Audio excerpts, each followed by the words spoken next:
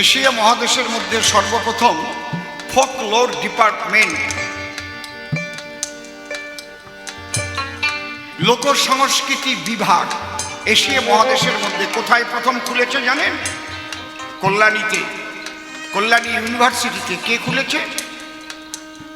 প্রয়াত ডক্টর তুষার চট্টোপাধ্যায়। আমি তার সঙ্গ করেছি। এই সবাই এক জায়গা দিয়ে বাজাই, ইচ্ছা মতো বাজাবা না, কিন্তু একজনকে ফলো করো, যে কোনো একজনকে। ওনার বাবার নাম ছিল নয়নাঞ্জন চট্টোপাধ্যায় আর দাদুর নাম ছিল দুর্গাচরণ চট্টোপাধ্যায়। ওই দুর্গাচরণ চট্টোপাধ্যায় বড় একটা পুকুর খনন করেছিলেন। সেখানে একটা ব্যাঙ উঠেছিল, গায়ে চেটো লাগানো ছিল। এত মাটির নিচে ব্যাঙ, আর তার গায়ে চেটো লাগানো কেন? অনেক পণ্ডিতদের ডেকে আনলো, কি ব্যাপার এটা, এত বড় ব্যাঙ, গা ভরা চেটো। চেটো চেনেন তো?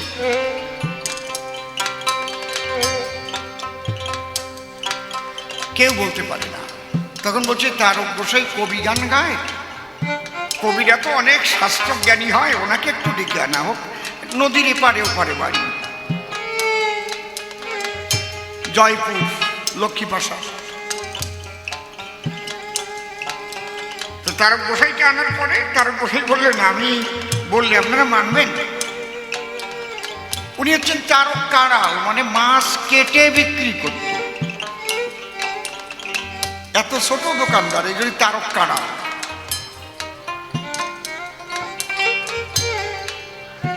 দুর্গাচরণ চট্টোপাধ্যায় বললেন, যদি যুক্তিসঙ্গত হয় মানব। বলে এই ব্যাঙ, এ ছিল একজন কামুক গুরু। আগে নিয়ম ছিল দীক্ষা মন্ত্র একমাত্র ব্রাহ্মণ পুত্র ছাড়া আর কেউ দিতে পারবে না, এই নিয়ম ছিল। আমার বাবা যে ব্রাহ্মণের কাছ থেকে নিয়েছে, তার ছেলের কাছ থেকে আমি নেব, তার ছেলের কাছ থেকে আমার ছেলে, একে বলে কুলগুরু। কুলগুরু প্রথাকে ভেঙে দিলেন মহাপ্রভু। কত বড় আঘাত ওই সময়, অত সোজা না।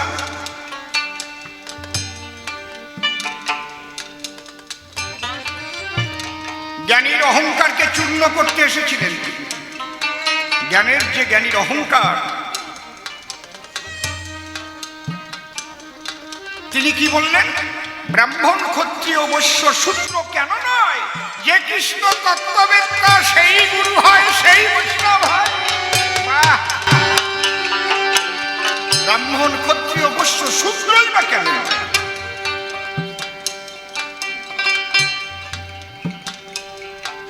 আজ থেকে কত বৎসর আগে দাঁড়াই এই কথা বলা।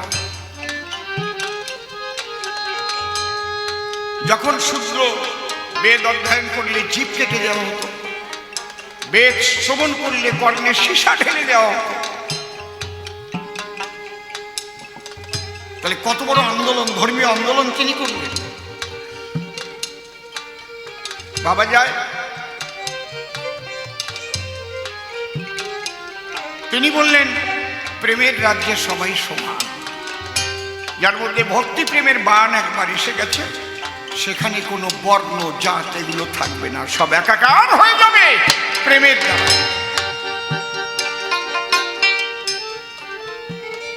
এতে তিনি যে কুলে জন্মগ্রহণ করেছিলেন, সেই কুলের যারা, তারাই সবচেয়ে শত্রুতা আরম্ভ করে।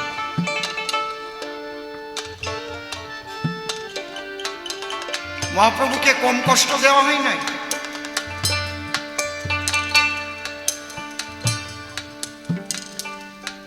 হরিভক্তরা হরি লীলামৃতে যেটা লিখেছেন, এবং আমিও মনে প্রাণে এটা মানি, কারণ আমি তো তত্ত্ব দেখে মানি, আমি বহিরঙ্গীয় পোশাক দেখি না, আমি তত্ত্বটা দেখি। কারণ এই হরিলীলা লিখেছেন কে? কবি রসরস তারক সরকার। আমি অসীম সরকার, আমার গুরুদেব শ্রদ্ধেয় রসিকলাল সরকার, তার গুরুদেব পাগল বিজয় সরকার, তার গুরুদেব ছিলেন মনোহর সরকার মশাই, তার গুরুদেব তারক সরকার মশাই। আমি সেই তারকচাঁদের পঞ্চম পুরুষ কবি হিসেবে। যে তারক গোসাই জ্যান্ত ভাগবত টাইটেল পেয়েছিলেন, জ্যান্ত ভাগবত। লোভী গুরু, এই দীক্ষা দিয়ে শিষ্যের সম্পদ নিয়ে নিজের জীবন বাঁচিয়েছে, বহু শিষ্যের সংসার নষ্ট করেছে, কুকর্মে প্রবৃত্ত হয়ে সেই পাপে এবার এই ব্যাং হয়ে জন্ম নিয়েছে। তাহলে চেটো কেন? কয়েক শিষ্য যারা ওরা ছাড়ে নাই, বলছে গুরুদেব আমাদের যেমন শোষণ করে খেয়েছ, আমরাও তোমার অঙ্গে থেকে তোমার রক্ত শোষণ করে করে খাবো।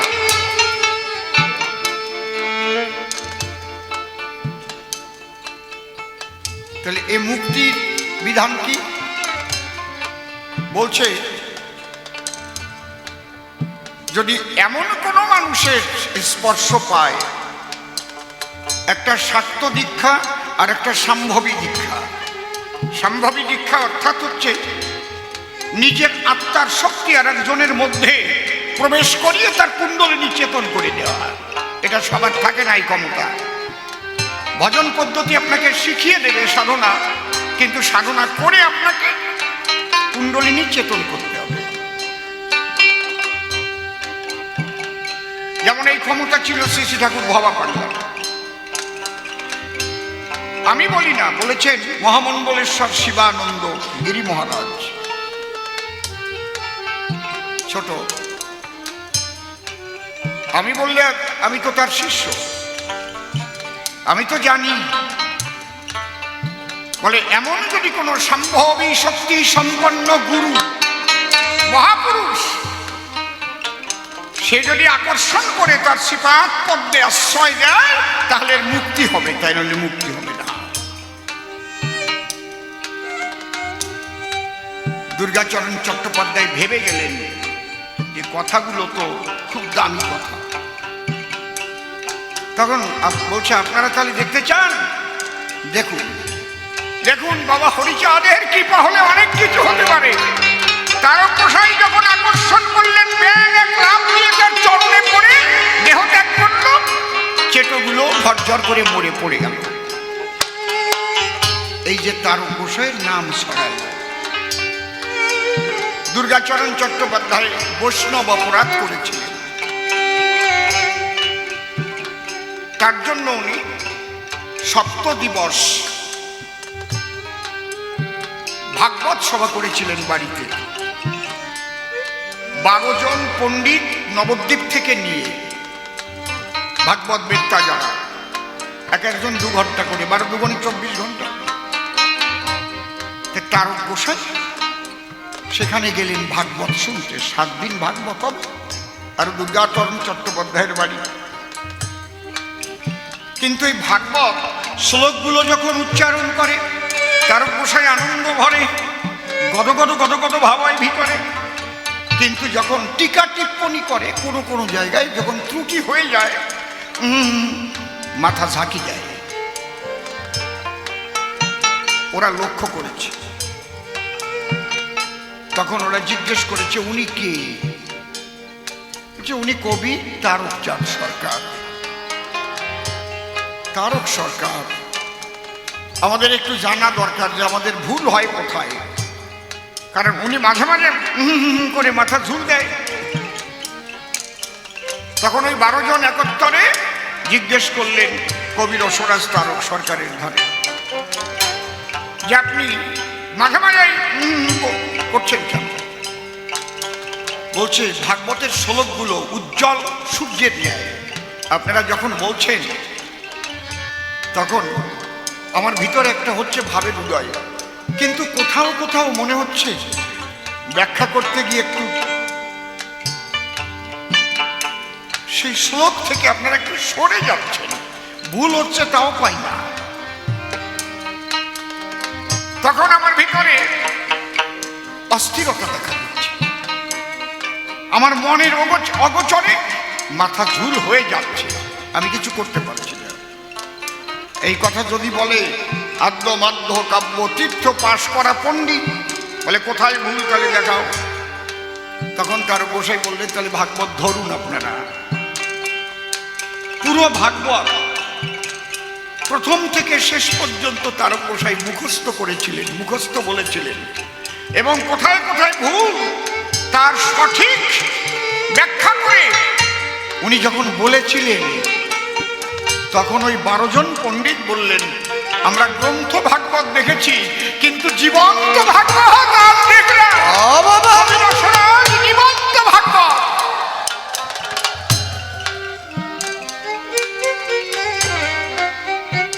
জীবন্ত ভাগবত উপাধি পেয়েছিলেন সেখানে। সেই তারক রসরাজ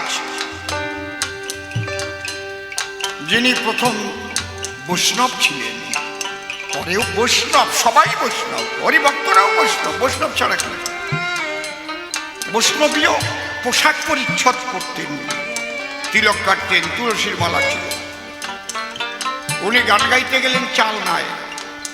আমি অসীম সরকার সেখানে গান করে এসেছি। ওখানে ভীষণ মশা,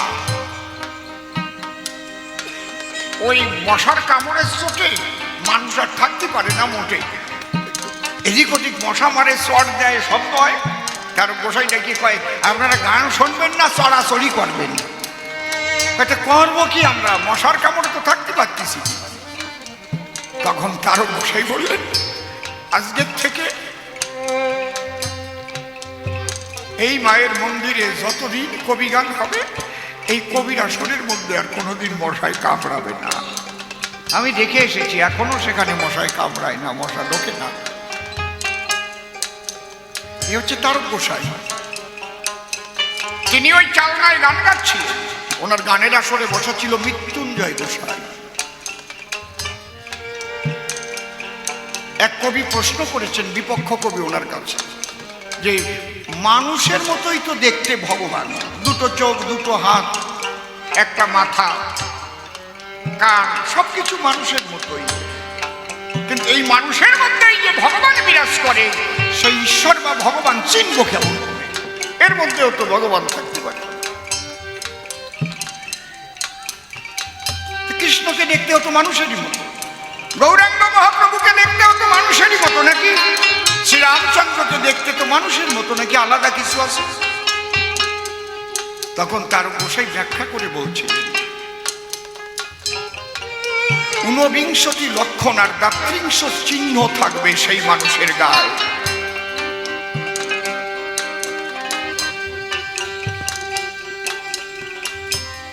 ওই ব্যাখ্যা যখন করে মাঝে মাঝে মৃত্যুঞ্জয় গোসাইয়ের দিকে চোখ পড়ে, চোখ পড়লেই যেন তার গোসাই নিজে হারায় যায়।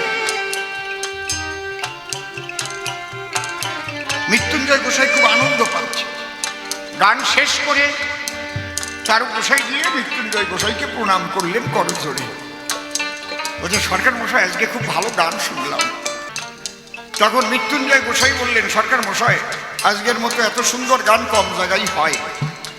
তা আপনি যে মানুষের মধ্যে ঈশ্বর বর্ণনা করলেন সবার ভিতর, আপনি সেই ঈশ্বরকে দেখেছেন কখনো? ভগবানকে দেখে বললেন না কারো কাছে শুনিয়ে বললেন? তার গোসাই বললেন না, আমি ভাগবত পড়ে ব্যাখ্যা করেছি, আমি ভাগবতের লেখা দেখেছি। ও, যদি নিজে দেখতে পারতেন তাহলে আরো কত ভালো বলতে পারতেন। দেখবো কি করে? আমার শ্রীকৃষ্ণ শ্রীমান মহাপ্রভু হয়েছিলেন, তিনি তো লীলা সম্বরণ করে চলে গেছেন। আমি তো তার উদ্দেশ্যে তার খোঁজেই বেরিয়েছি। বলে তিনি আবার এসেছেন। কোথায়? ওরাকান্দি। কি নাম? শ্রীহরি, হরিচাঁদ বলে তাকে ডাকে। যেমন রামচন্দ্র, কৃষ্ণচন্দ্র, গোরাচাঁদ, এবার নাম হয়েছে হরিচাঁদ। প্রত্যেকটা অবতারের সঙ্গে চাঁদ যুক্ত থাকে। তার গোসাই কবি সরকার তো অত তাড়াতাড়ি বিশ্বাস করা, বলছে তার গায়ে এসব চিহ্ন লক্ষণ আছে, বলে না থাকলে বিশ্বাস করবেন কেন? পেতে আমার একটু নিয়ে চল। ওই মৃত্যুঞ্জয় গোসাই নিয়ে ওরাকান্ডে গিয়ে হরিচাঁদের সামনে দাঁড় করালেন। তার গোসাই ভাবছে এই দলে নেবার জন্য মনে হয় আমার নিয়ে আইছে। তো এই অঙ্গে যদি ওইসব চিহ্ন লক্ষণ না দেখে আমি প্রণামও করব না। হরিচাঁদ ঠাকুর বুঝতে পারলেন তারকের মনের ভাব। উনি প্রথমেই বললেন, আমের টুনে এত সুন্দর একটা তোতা পাখি কোথার থেকে পেলে? এ ভালো হরি কথা বলবে রে, এ ভালো হরি কথা বলবে। তারক গোসাই ভাবছে আমার কোরামিন ইঞ্জেকশন দেওয়া হচ্ছে, অত তাড়াতাড়ি দলে যাব না, আমি গৌর ভক্ত, আগে আমি দেখব। তখন হরি ঠাকুর কি করলেন? আলস্য ত্যাগ করার করে ভান অমনি দয়াল হরিচাঁদ হাত পা ছড়াইয়া দিল। তার অঙ্গে তখন সমস্ত চিহ্নগুলি ফুটিয়া উঠিল। ঊর্ধ্বভাবে সুশোভিত রেখা হতে পায়, ধ্বজবজ্রাঙ্কুশ চিহ্ন হিভনতায়, শঙ্খচক্র মিনজম্ভ নামে যেই ফল, কল্প তরু শিবতাকা জহ্নবী বিকল, গজস্কন্ধ কোকনদ পরপদতল, নখ চন্দ্র নখ মুদ্রা অতি সুনির্মল, সুধাকর সত্য আর সুধাকর জপ, এই ঊনবিংশ চিহ্ন কহিলাম সব। ওই চিহ্ন দেখার পরে হরিবল হরিবল বলে তারক যখন করতে গেল হরির চরণ পরে, শ্রী হরি বললেন, মৃত্যুন ধরো, এই যে ধরার মরা তুমি তো ধরে এনেছ। তাই মৃত্যুঞ্জয় গোসাই ধরে তারক গোসাইকে শ্রীহরি পদে সমর্পণ করেছে।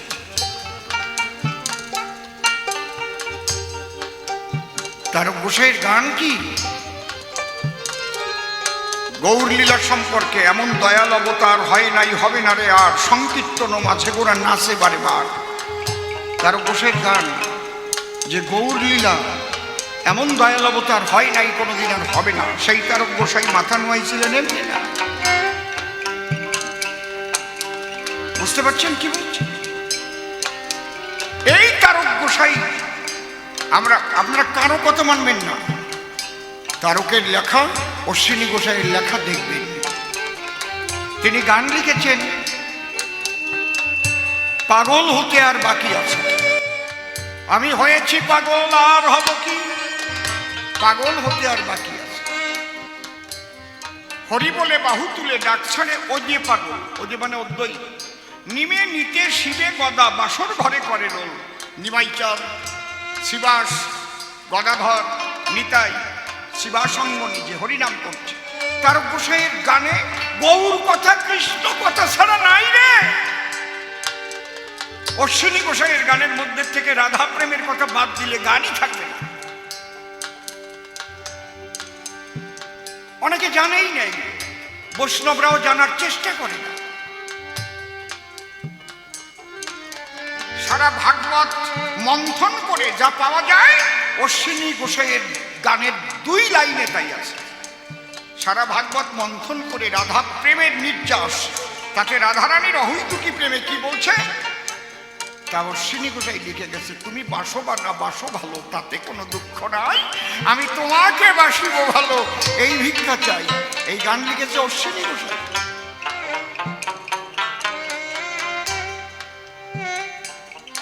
এই তারক গোসাইয়ের গানের শেষের পদে কি আছে জানেন? নিত্যধামে গোপীর প্রেমে সহজ পাগল হরিচাঁদ। তাহলে হরিচাঁদ কোন প্রেমে পাগল? নিত্যধামে গোপীর প্রেমে সহজ পাগল হরিচাঁদ। সেই পাগলের জন্য হয় উন্মত্ত পাগল গোলকচাঁদ। এই জন্য গোলক গোসাই গোলকচাঁদ পাগল সবসময় বলতো, জয় হরিবল গৌর হরিবল, জয় হরিবল গৌর হরিবল।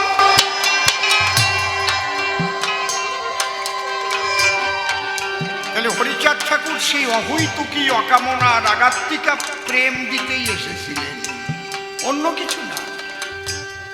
যেটাও বললো না, হরের নাম হরের নাম হরের নাম ইবকে বল মুকুল উনাস্তে বনাস্তে বনাস্তে গতিরঙ্গ। হরিনাম ছাড়া কলিজীবের গতি নাই, গতি নাই, গতি নাই।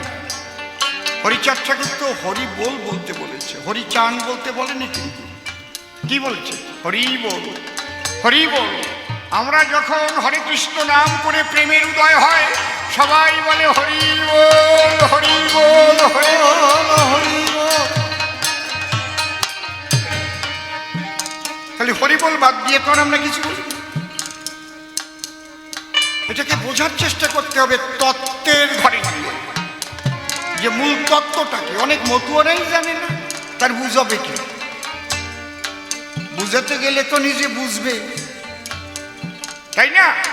আর নিজে যদি ভালো বুঝাতে না পারে তাহলে মানুষ তোমার কথা শুনবে কেন? তুমি বলো তোমার ভজন পদ্ধতি কি, তোমার দর্শন কি? পরিষ্কার তার গোসাই লিখেছেন, মতুয়ার প্রেম ভক্তি ও কামনা, তন্ত্র মন্ত্র নাহি জানে ব্রজ উপাসনা। বৃন্দাবনের উপাসনা, তন্ত্র মন্ত্র নাহি জানে ব্রজ উপাসনা।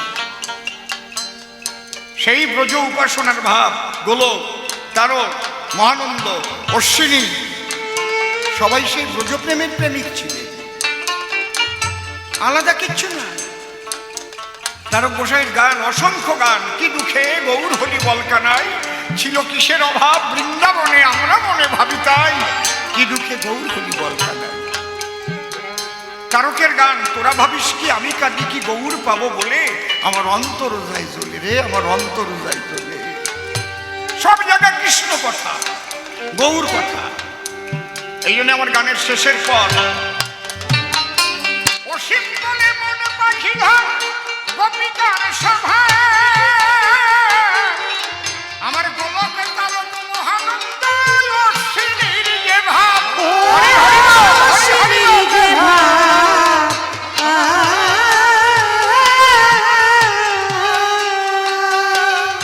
তোর হৃদয়ে জাগবে মহাভাব, হৃদয়ে জাগবে মহাভাব।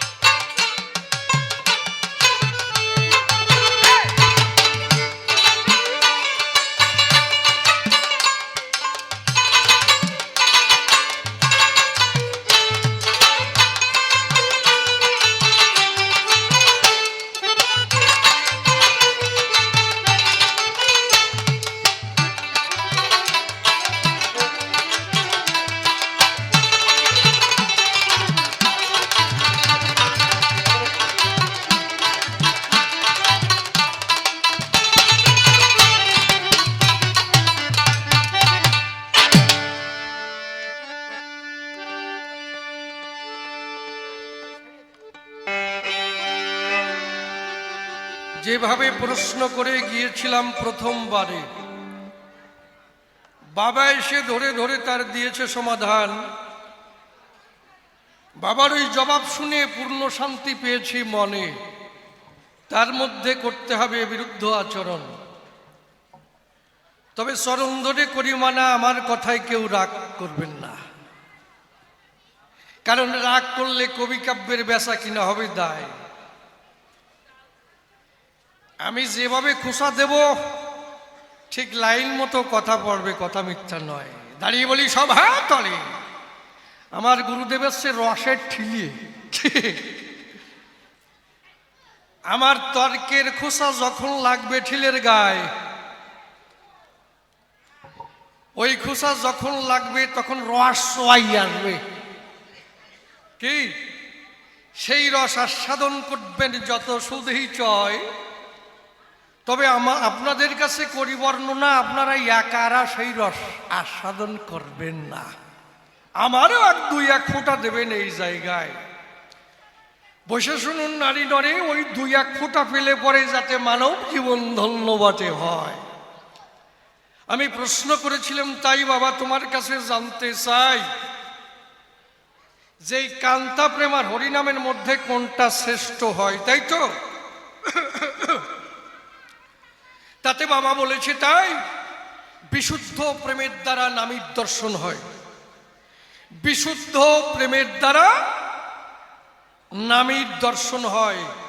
শুধু তাই নয়, পিতৃধন রক্ষা করতে হবে, বাক্য শক্ত করতে হবে, মুখ ঠিক রাখতে হবে, তারপরে কাজ হবে, তাই তো?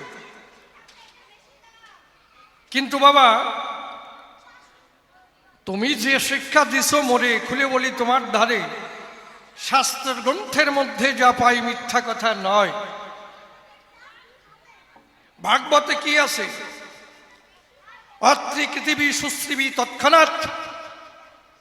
অর্থাৎ কেউ যদি মনে মনে ভাবে যে আমি অমুক জায়গায় নাম সংকীর্তন হচ্ছে, আমি ওই নাম শ্রবণ করতে যাব, এই ভাব যখনই হবে উদয়, তখন ভগবান এসে হৃদয়ে ধরা দেয়।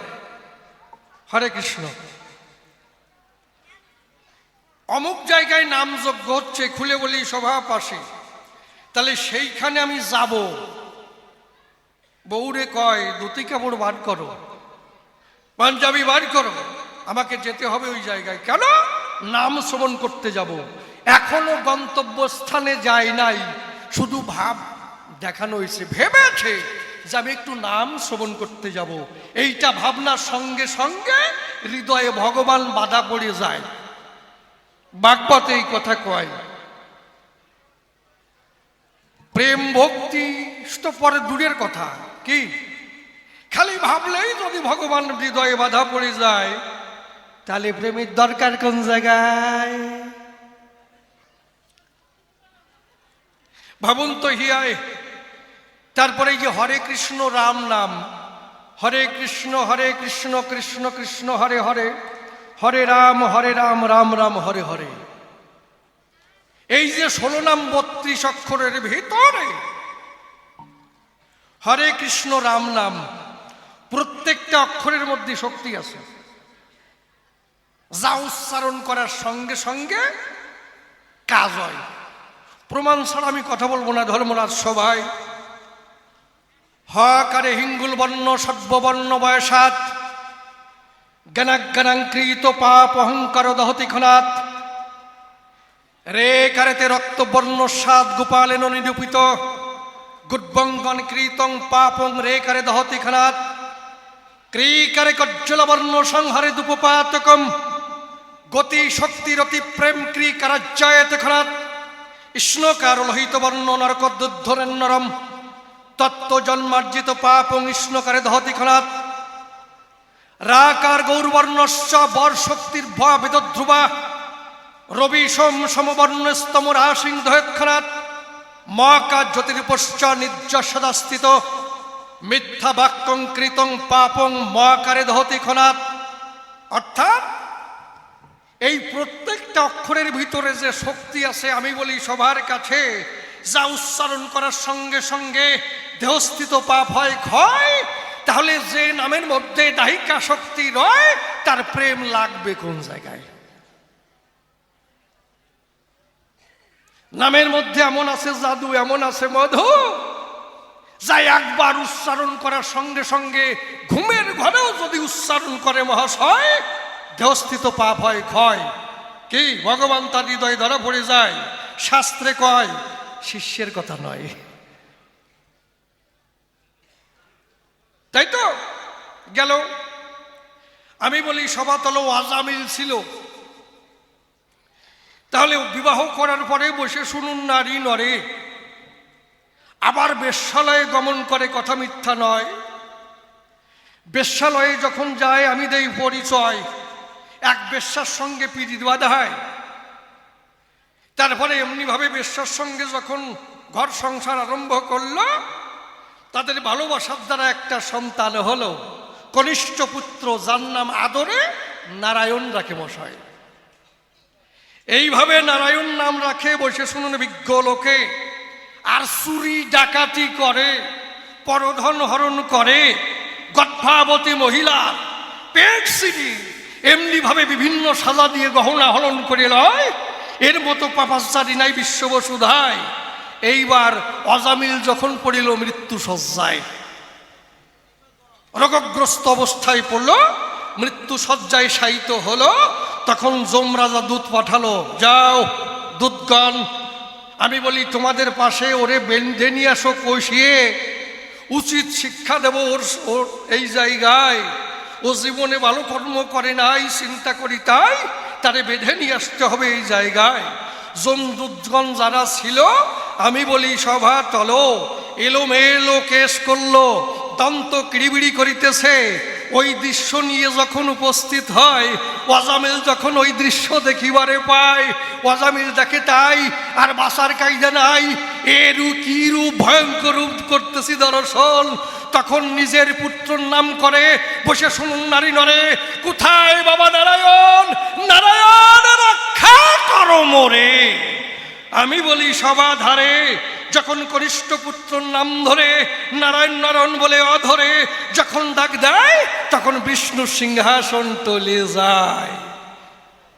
তখন দেবদূত পাঠায়, যাও, অর্ডার দিলাম, যাও। কেন? অজামিলকে স্বর্ণ রথে করে, আমি বলি তোমাদের ধারে, তারে যত্ন করে নিয়ে আসবে এই জায়গায়। এইবার দেবদূত যারা ছিল তারা গেল, স্বর্ণ রথে করে নিয়ে বিষ্ণু চরণ প্রান্তে পৌঁছালো। সেখানে কিন্তু আজামিল স্থান পায়। তার কোনো প্রেম নাই, তার কোনো ভক্তি নাই, তার পিতৃধনের রক্ষার কোনো বালাই নাই, জীবন ভরে অপকর্ম করেছে মহাশয়। তাহলে একবার কনিষ্ঠ পুত্রর নাম ধরে যদি ওইভাবে বৈকুণ্ঠে স্থান পায়, তাহলে ওই প্রেমের দরকারটা কি, পিতৃধন রক্ষা করার দরকারটা কি, আর ভক্তির দরকারটা কি? বাবা, এইটা আমার জানবার বিষয়। সাফ সুফ ক্লিয়ার কথা। দাঁড়িয়ে বলি সবার ঠাই, এর মধ্যে কোনো ভেজাল নাই, নাই, নাই। কি হাসিয়ে পড়ে? ব্যাপারটা কি ভাববেন না।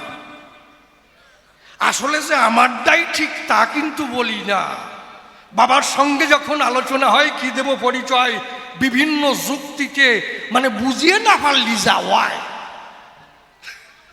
এইবার বাবা যখন আসবে পরিষ্কার বুঝাইয়ে দেবে, যাতে আমার কানে যায়।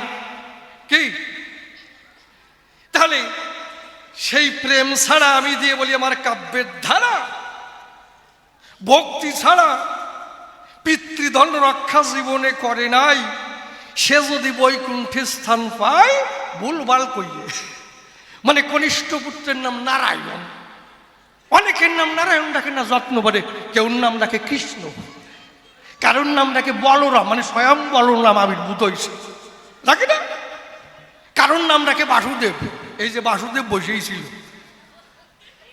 তাহলে এই বাসুর নাম নিয়ে যদি ওই বাসুর কাজ হয়, কি তাহলে প্রেম লাগবে কোন জায়গায়? এই বাসুর নাম নিয়ে যদি ওই বাসুর কাজ হয়, কি এই নারায়ণের নাম নিয়ে যদি ওই নারায়ণের নাম নেয়, তাহলে এই নারায়ণ বাকি আর ওই নারায়ণই বাকি? আমি তো বুঝলাম না এই জায়গায়। কি খারাপ করেছি নাকি মশাই?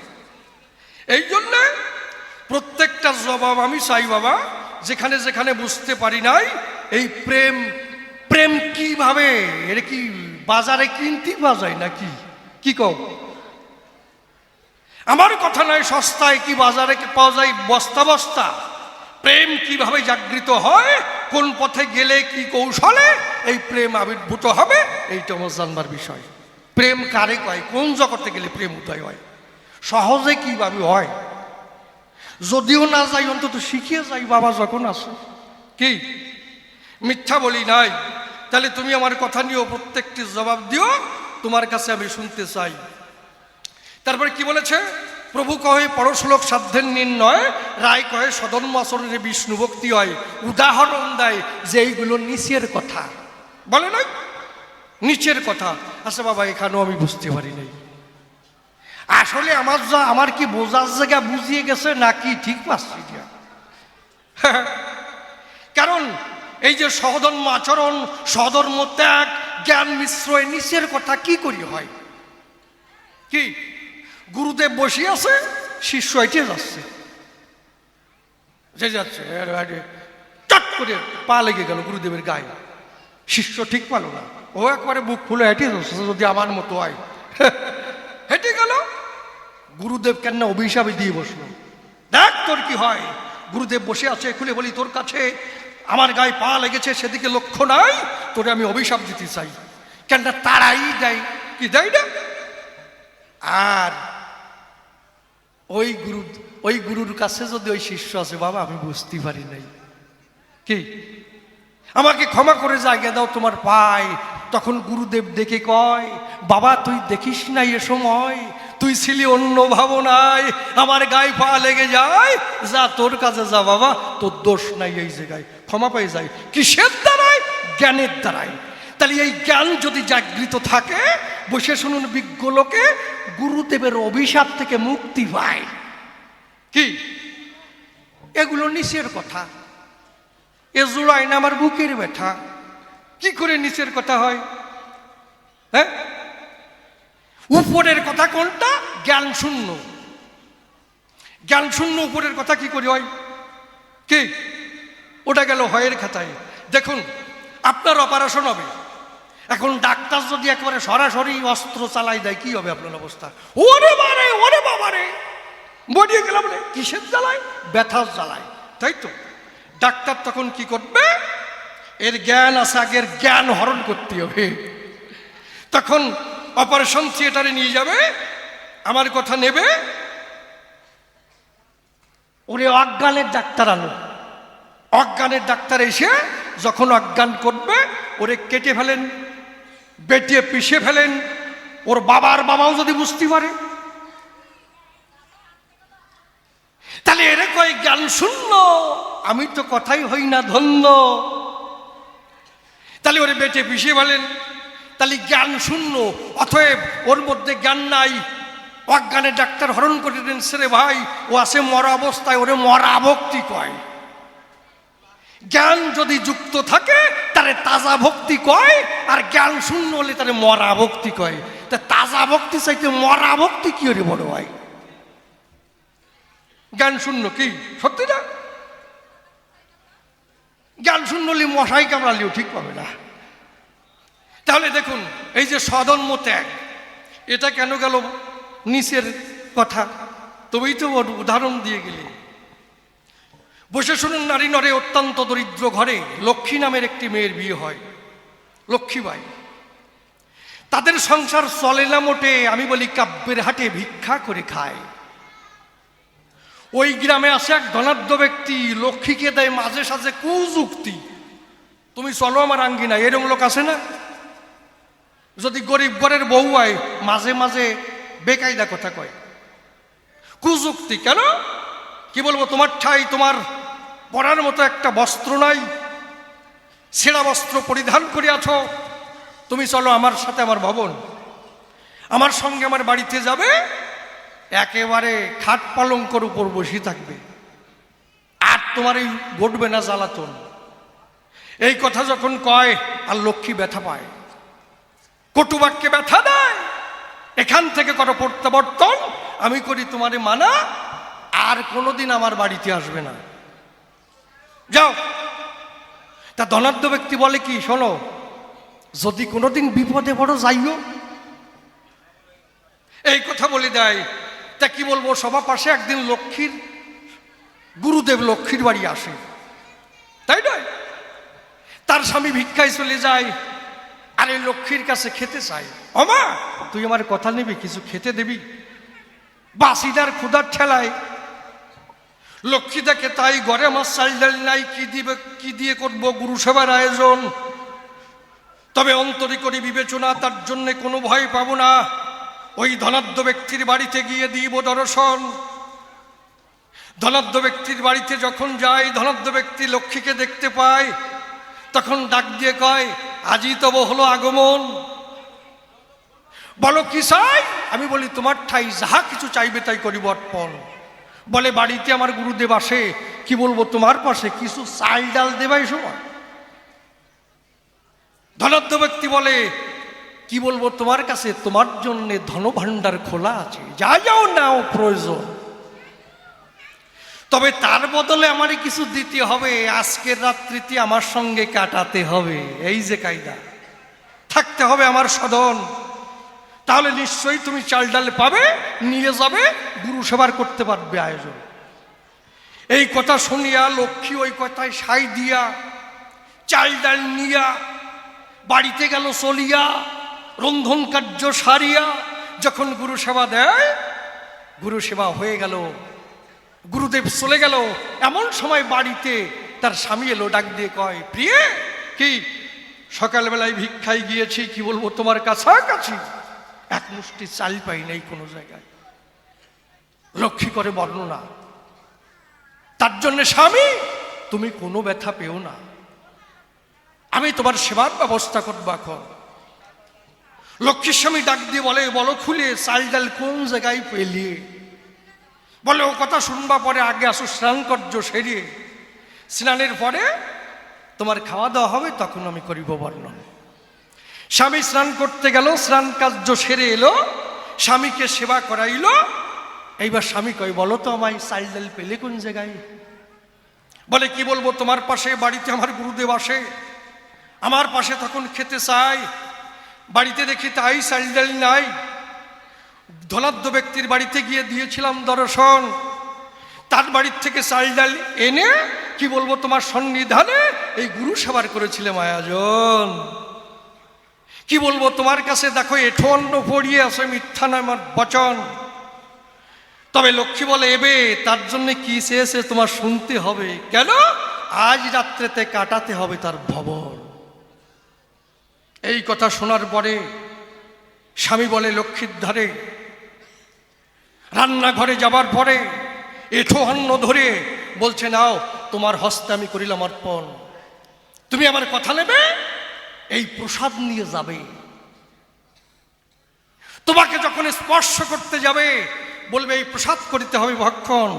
বিশ্বে যদি ঈশ্বর থাকে, আমি বলি তোমার বাকে তোমাকে স্পর্শ করবে, আসে বা কোনজন? এই কথা যখন বলল, সেই প্রসাদ নিয়ে লক্ষ্মী চলল।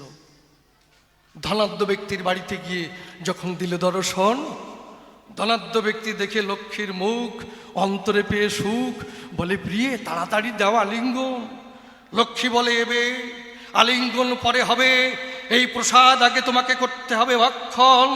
আমি বলি, সভা সন্নিধানে প্রসাদ খাবার জন্যে যখন হস্ত বাড়াইয়ে দেয়, লক্ষ্মী যাবি যখন হাতে প্রসাদ দেয়, তখন দেখতে পায় প্রসাদ নেবার সঙ্গে সঙ্গে যেমন কিভাবে হৃদয় হয়, তখন ধনাঢ্য ব্যক্তি দেখতে পায় প্রতিটি অন্যের গায়ে কৃষ্ণমূর্তি দেখা যায়। এইভাবে কৃষ্ণমূর্তি হলো প্রেমানন্দ বদন ভরে, একবার হরি বলো। ভাতের মধ্যে লক্ষ্মী দেবী কৃষ্ণরূপ দেখায়।